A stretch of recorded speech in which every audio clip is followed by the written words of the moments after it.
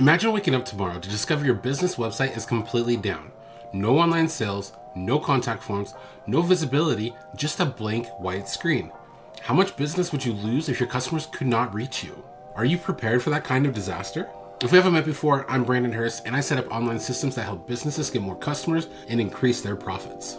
Today, we're talking about something that most business owners often neglect until it's way too late, and that's creating a disaster recovery plan for your website. The reality is that no matter how good your technology is, things can and will go wrong. But with a proper plan in place, you can turn potential business-killing disasters into a minor inconvenience. Let's dive on in. First, let's talk about what's really at stake when your website goes down. The financial impact goes far beyond just lost sales. Think about what happens when your site goes down. You're gonna have direct revenue loss. Every minute customers can't buy from you is money lost. Your employees are gonna get distracted. Your team wastes valuable time trying to fix issues or dealing with customer complaints. Now, hopefully this doesn't happen, but your reputation might get damaged. 75% of online shoppers say they won't return to a website that has crashed on them before. And let's talk about your website rankings. Google actually penalizes sites with frequent downtimes, lowering their rankings. And let's face it, people expect your website to work 24/7, and when it doesn't, they question your reliability. So what kind of disasters should you be planning for? Let's break down some of the most common issues that can take down your website. I'm sure you already know this one, but obviously technical failures. It's technology. Server crashes, software bugs, or database corruption can all cause your site to malfunction and completely stop working. And then we have cyber attacks like ransomware, DDoS attacks, and other malicious activities. They are increasingly targeting small business websites because the attackers know that you likely have fewer security resources. And I get this one a lot from a lot of clients, but believe it or not, human error is one of the biggest causes for website disasters. They get in there, they mess with something, or they do something that they thought was right and something happens and crashes.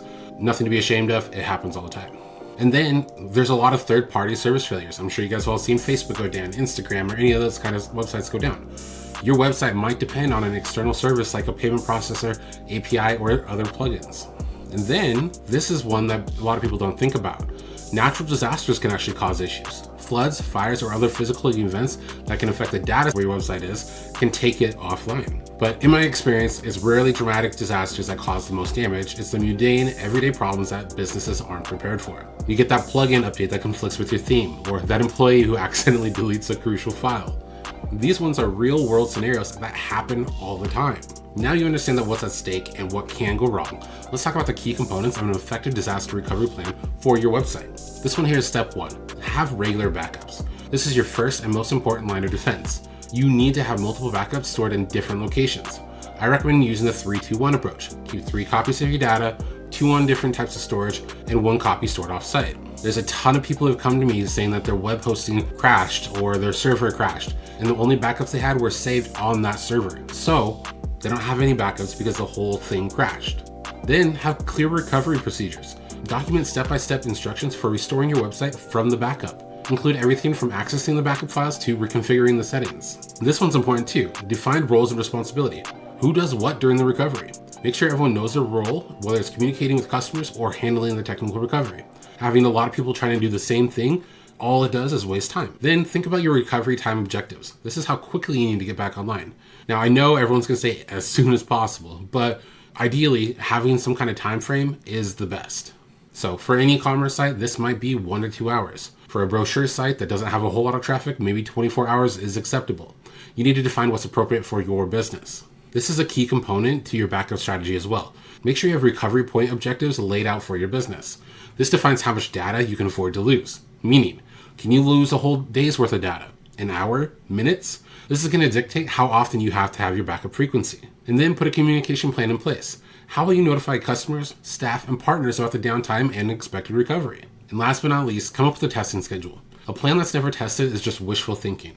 Regular testing ensures your recovery process actually works. The differences between businesses that survive in disasters and the ones that don't comes down to how prepared they are. And having these components in place before disaster strikes can literally save your business. Let's walk through exactly how to create your website disaster recovery plan. Step 1 is your risk assessment. Start by identifying what could go wrong with your specific website setup. Are you using WordPress? What plugins do you have? What hosting provider are you using? Each element introduces specific risks. For an example, if you're on shared hosting, you're at a higher risk of performance issues when other sites on your server get high traffic. If you have an e-commerce site, payment processing failures are a big concern as well. Step 2, Set your recovery objectives. Based on your business needs, you need to define how quickly you need to recover and how much data loss you can actually tolerate. Also, which website functions are the most critical. For instance, if you run an e-commerce store, your product pages and checkout process are more critical than your blog section. Step 3, implement a backup solution. Set up automated backup systems that align with your plan. If you can only lose an hour of data, your backup needs to run every hour. Your backup solution should include the following. You need the full website files, the database backups, configuration files, and make sure that's on offsite storage. So cloud storage is excellent for this. Step 4, document the recovery procedures. Create detailed step-by-step instructions for restoring the website files, restoring the databases, reconfiguring the settings, and testing website functionality. And then you may need to update the DNS if you moved it to a different server. These instructions should be clear enough that someone with basic technical knowledge can follow them if necessary. Step 5, assign responsibilities. Determine who handles what during the recovery. Who is the primary person responsible to restore it? Who communicates with the customers? Who contacts the third-party vendors if needed? And who verifies that the recovery was even successful? Even in a one-person business, breaking down these responsibilities helps ensure nothing gets overlooked. Step 6, make sure you test your plan.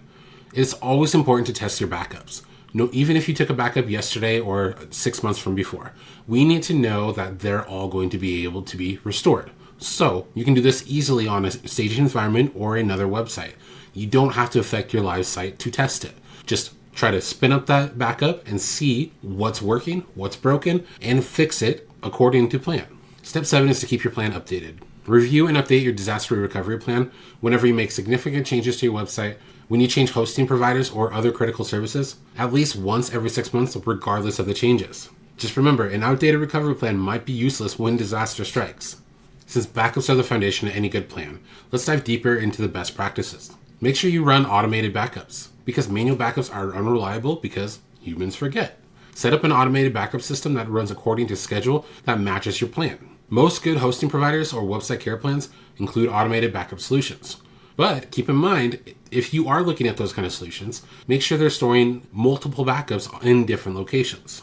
And then verify backups. Not all backups are created equal. A backup file that's corrupt or incomplete is useless. Implement backup verification to ensure your backups can actually be restored. Like I was saying before, don't keep all your backups in one place. Use a combination of local server backups for quick recovery, cloud storage for disaster-proof offsite storage, and physical backups for critical data. And this is a key component as well. You need to secure your backups. Your backups contain all of your website data, which might include customer information. Ensure that they're encrypted and stored securely to prevent any kind of security issues. You also need to come up with a retention policy. Determine how long you need to keep your backups. I recommend a tiered approach.